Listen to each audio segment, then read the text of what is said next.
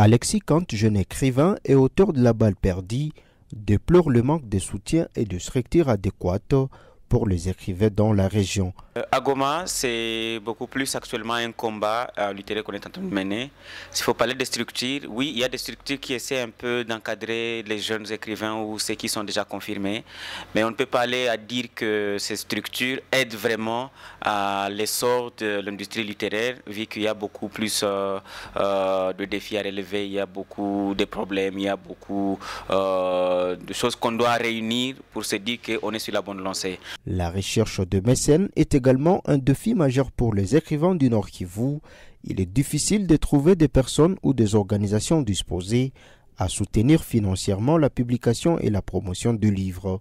J'ai tenu à échanger avec d'autres amis de la littérature ou d'autres entrepreneurs beaucoup plus culturels, où je leur montrais que à Goma on a de managers, à Goma on a de philanthropes qui pensent seulement que la littérature ou plutôt que l'art, c'est la musique, l'art, c'est la danse. Mais s'il faut revoir la façon de s'impliquer, ils oublient catégoriquement qu'il y a aussi notre discipline artistique qui est la littérature, qui est d'ailleurs la plus importante, si je peux me permettre, parce que c'est la base de toute autre discipline.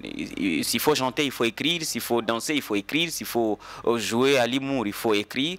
Et du coup, c'est un secteur le plus oublié de tous. Donc, aujourd'hui, chaque écrivain essaie un peu de faire son combat personnel, d'investir ses propres moyens, que ce soit maigre ou énorme, pour essayer un peu de relever son œuvre, essayer un peu de relever le défi d'accompagner son œuvre personnellement.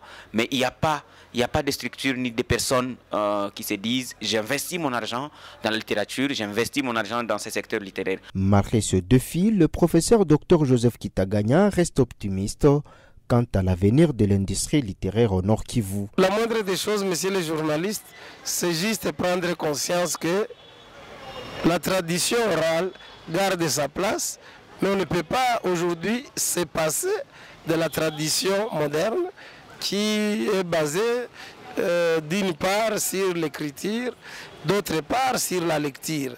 Donc pour moi, je pense que nous devons conjuguer nos efforts, parce qu'effectivement, vous trouverez certains qui peuvent écrire, mais ils n'ont pas les moyens pour publier. Mais aussi d'autres, ils ont les moyens, mais ils n'ont pas la volonté d'écrire quelque chose. Alors il faudrait qu'il y ait conscience de l'éveil. C'est un qu'on retrouverait chez tout intellectuel, d'ailleurs digne de ce nom. Et demander même à nos institutions d'enseignement supérieur et universitaire de commencer même à initier les étudiantes et les étudiants à l'écriture, en créant par exemple une revue pour les étudiants. La survie de l'industrie littéraire au Nord Kivu ne dépend pas uniquement du talent et de la persévérance des écrivains, elle repose également sur la volonté des pouvoirs publics de reconnaître les rôles cruciaux de la culture dans le développement individuel et sociétal.